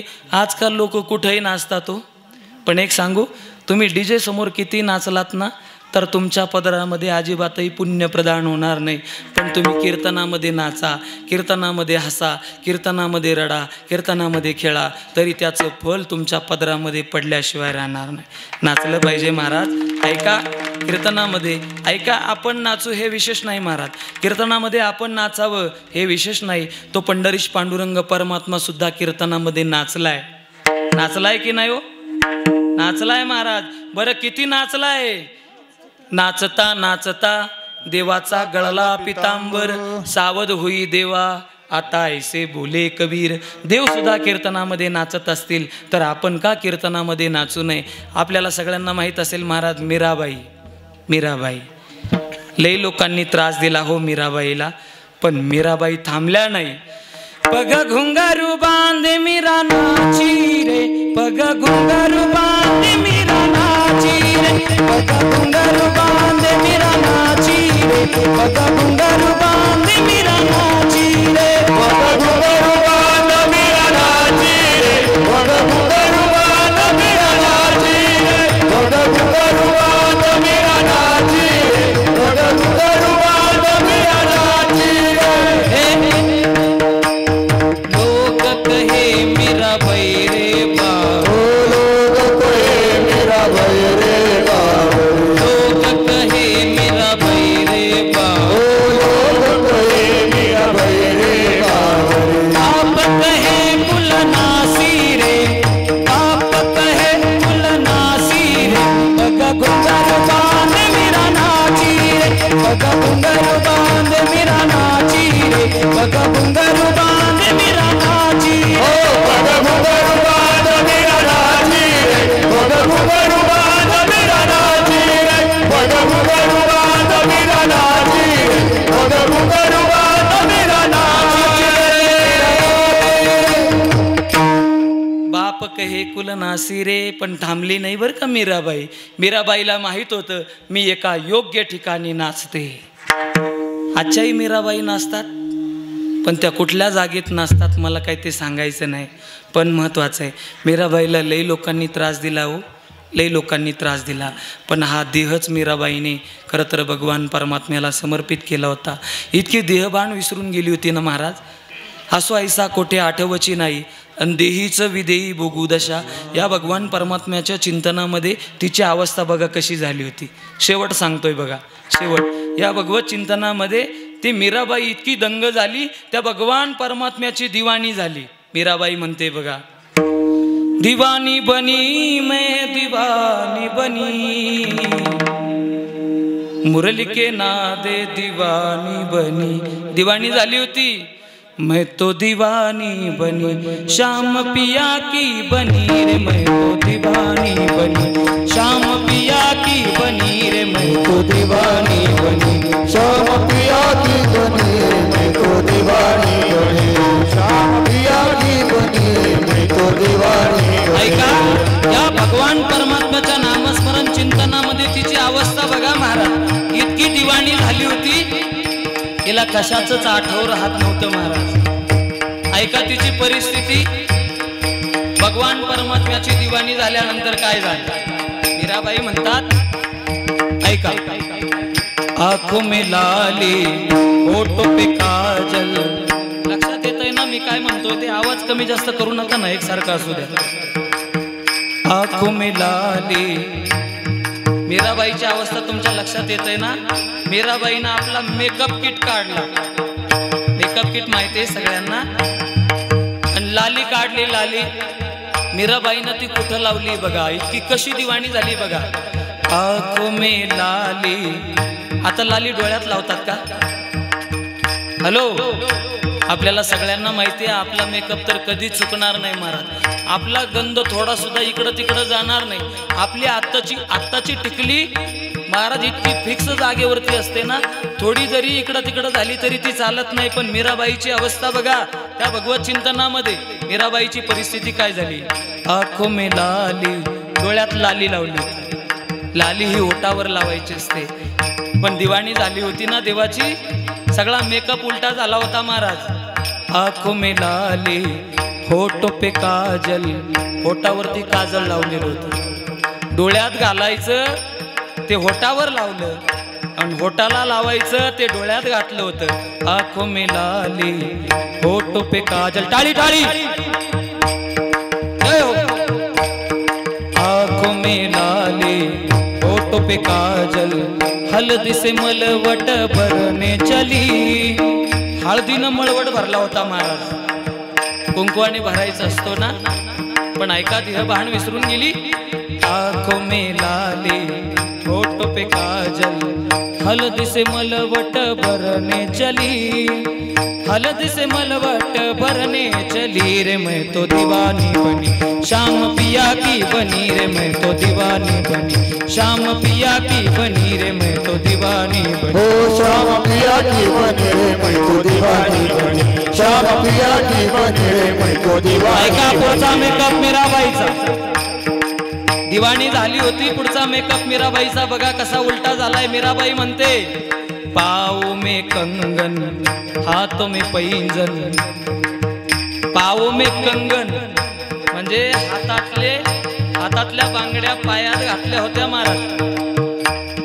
पाओ में कंगन हाथों में पैंजन, पाओ में कंगन हाथों में पैंजन, नाक में बुगड़ियां लगाते चली. कानातलं नाकात आणि नाकातलं कानात घातलं होतं, असा उलटा मेकअप झाला होता.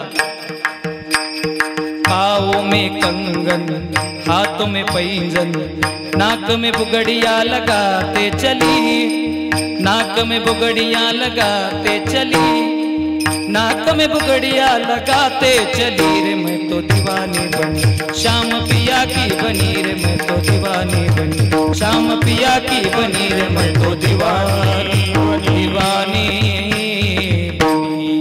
महाराज मीराबाई थांबल्या नाही. ऐका महाराज, मीराबाई नाचूंगी नाचूंगी नाचूंगी नाचूंगी नाचूंगी, पण कुठं नाचली ती बघा.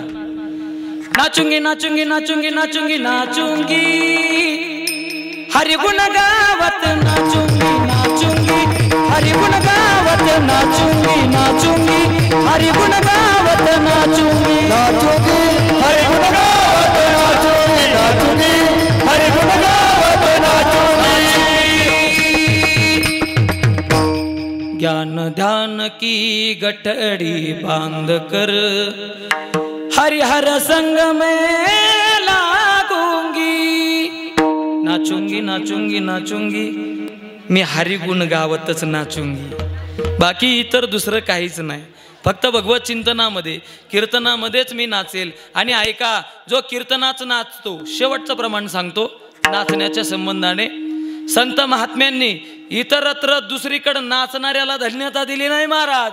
जो कीर्तनामध्ये नाचतो त्याला धन्यता दिली. शेवटचं प्रमाण, धन्य जगी तोची एक, धन्य जगी तोची एक, हरी रंगी नाचे, धन्य जगी तोची एक, धन्य जगी तोची एक, धन्य जगी तोची एक, हरि रंगी नाचे, धन्य जगी तोची एक. रामकृष्ण वासुदेव सदा स्मरवाचे, रामकृष्ण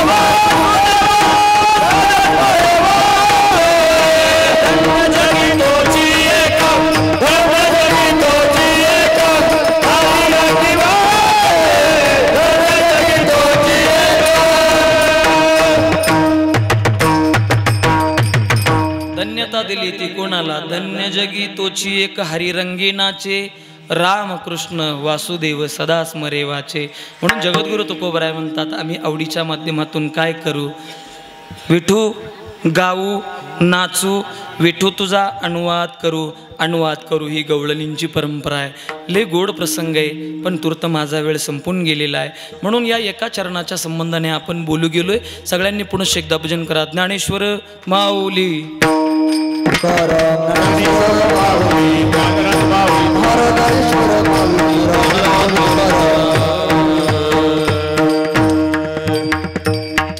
गावो नाचू विठू तुझा करू अनुवाद, जिकडे पहावे तिकडे सर्वमय गोविंद. आनंद रे विठोबा झाला माझे मनी. देखिले लोचनी विटे सहित पाऊले या अभंगाच्या संबंधाने बोलत असताना आपण फक्त एका चरणाच्या संबंधाने बोललो आहे, अर्थात तेही पूर्ण करता आलं नाही. या अभंगाच्या सुरुवातीच्या फक्त 2 शब्दाच्या संबंधाने गाव आणि नाचू या 2 शब्दाच्या संबंधाने मी बोललो आहे. बघा, बोलत असताना खरं तर जगद्गुरू तुकोबारायांना या 2 शब्दांच्या संबंधाने असंच बोलायचं असेल असा मात्र माझा दावा नाही, पण माझ्या बुद्धिमत्तेप्रमाणे मला जसं बोलता आलं आहे तसं बोलण्याचा प्रयत्न केला आहे. झालेली सेवा भगवतीच्या चरणी समर्पित करतो. सेवा करीत असताना जे काही चुकलं असेल ते माझ्या बुद्धीचे दोष समजून मला परत करा. जे काही बरोबर असेल त्या चरणात आणण्याचा प्रयत्न करा. पायाच्या प्रसादे काही बोलिलो विनोदी माझं क्षमा करणे संती नवे अंगभूत युक्ती नव्या उपदेश तुमचे बडबडिलो शेष तुमच्या कृपेची भूसणी जन्मोजन्मी तुका म्हणे. खरं तर चालत असलेला हा चैत्री महोत्सव अत्यंत गोड अत्यंत उत्साही वातावरणामध्ये खरं तर हे श्री सप्तशृंगी हा संपूर्ण चॅरिटेबल ट्रस्ट असेल, या ट्रस्टच्या वतीने खऱ्या अर्थानं हे गोड अशा पद्धतीचं आयोजन आहे. या आयोजकांना या ट्रस्टींना द्यावे तेवढे धन्यवाद थोडेच आहे महाराज. विशेष ज्यांचं गोड असं सहकार्य आहे, विशेष ज्यांची खऱ्या अर्थानं ही संकल्पना आहे ते खऱ्या अर्थानं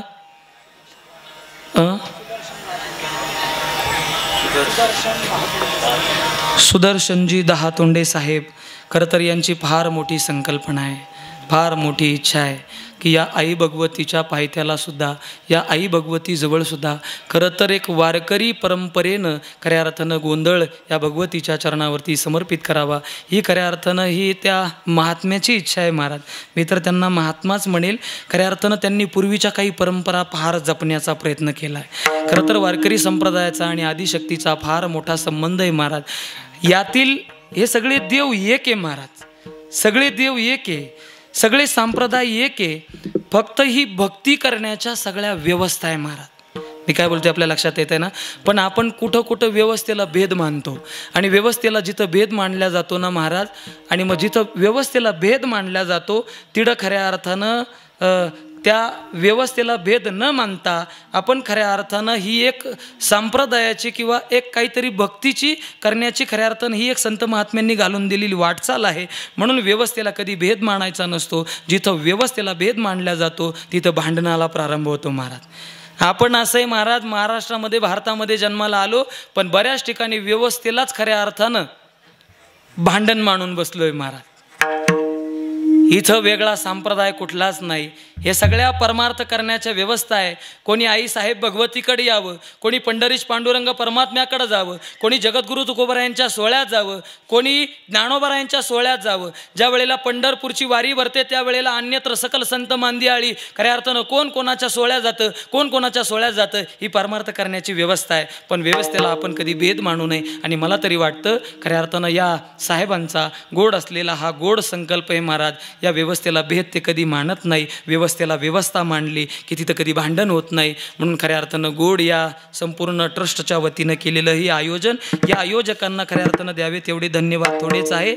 आयोजकांच्या खऱ्या अर्थानं या आईसाहेबांच्या चरणी एकच प्रार्थना करतो की यांच्याकडून सातत्याने अशाच पद्धतीचे मानवतेच्या सर्वांगीण विकासाचे कामं खऱ्या अर्थानं आईसाहेब या ट्रस्टच्या वतीने करून घेवो हीच ईश्वरचरणी प्रार्थना करतो. खऱ्या अर्थानं या कार्यक्रमाचं खऱ्या अर्थानं गोड आयोजन नियोजन आणि सगळ्यात महत्त्वाचा खारीचा वाटा जे खऱ्या अर्थानं उचलतात ते आदरणीय पुरुषोत्तम दादा, आदरणीय श्री पुरुषोत्तम महाराजजी काळे या परिसराचं वैभव, आदरणीय महाराज श्रींची ही गोड संकल्पना आहे.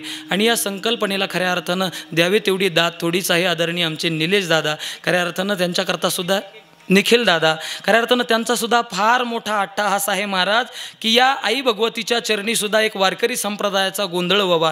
म्हणून या सगळ्या आयोजकांना द्यावे तेवढे धन्यवाद थोडेच आहे. माझ्या सन्मुख बसलेले संपूर्ण या महाराष्ट्रातून उपस्थित असलेले आपण सगळे सद्भाविक पुनश्च एकदा आपल्या सगळ्यांच्या चरणावरती नतमस्तक होतो. कीर्तन सेवेसाठी ही माझ्या परिसरातली सगळी ही पंचक्रोशीतली सगळी मंडळी, माझ्या गावचं भजनी मंडळ असेल, माझ्या परिसरातलं संपूर्ण भजनी मंडळ असेल, ही सगळी माझी माझी ही ज्येष्ठ श्रेष्ठ मंडळी आहे महाराज, यांच्या समवेत यांच्यासमोर मी कीर्तन करावं एवढी माझी पात्रता नाही, पण खऱ्या अर्थानं तरी फार त्यांचा मोठे अंतकरणाचा मोठेपणा आहे. सहजपणाच्या या कार्यक्रमाकरता ही सगळी मंडळी उपस्थित राहिली, म्हणून या सगळ्या मंडळींचे मनस्वी या ट्रस्टच्या वतीनेही आणि प्रामुख्याने माझ्या वतीनेही आपणा सगळ्यांच्या चरणावरती नतमस्तक होतो. आणि या कार्यक्रमाचं खऱ्या अर्थानं गोड आयोजन नियोजन याही नंतर आपल्याला ऐकायला मिळावं अशी जी व्यवस्था करतायत ते आमचे राघव यूट्यूब चॅनलचे मालक आदरणीय श्री आमचे बंधू जनकदादा आणि वैभव दादा बांबर या दोघांकरता आपण सगळ्यांनी जोरदार टाळी वाजवा महाराज. इकडं आदरणीय वैभव दादा आहे, आपल्याला सगळ्यांना माहीत असेल खूप मोठा चॅनल आहे महाराज, कुठला प्रबंधभूमी यूट्यूब चॅनल आपल्याला सगळ्यांना माहीत आहे, त्याचे गोड संचालक आहे, त्यांचेसुद्धा मनस्वी धन्यवाद आभार. यूट्यूब चॅनल हा आपल्याच परिसरातला चॅनल आहे.